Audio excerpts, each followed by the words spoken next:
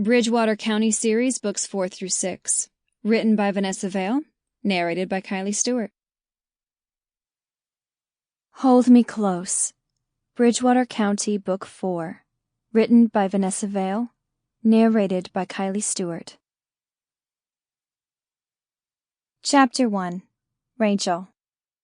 Even though I was born and raised in Montana, I never really understood the appeal of the rodeo circuit. The animals, wrangling them, tying little calves' ankles up as fast as possible.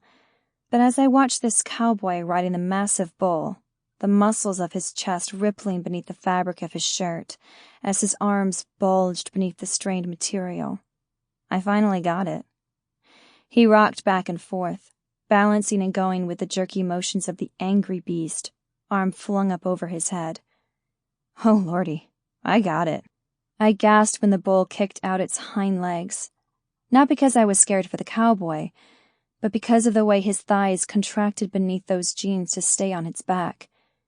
Jeans, I might add, that left little to the imagination.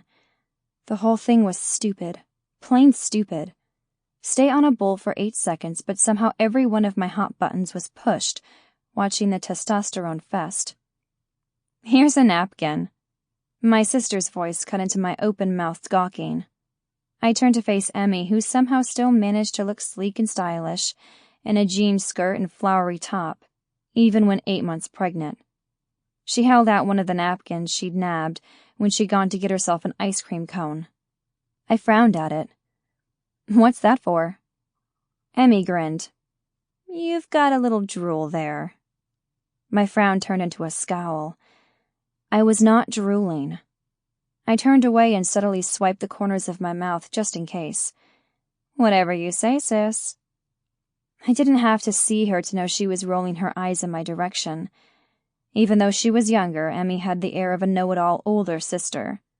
But then she was the one who was happily married with a baby on the way, while I was still deeply rooted in spinsterhood with no end in sight. Somehow, this seemed to give her an advantage that negated my 2-year seniority. Emmy had a Bridgewater marriage, which meant she was the lucky bride of 2 doting protective men. Like all my siblings, she had a big heart and a good head on her shoulders, and I wished only the best for her, except for now.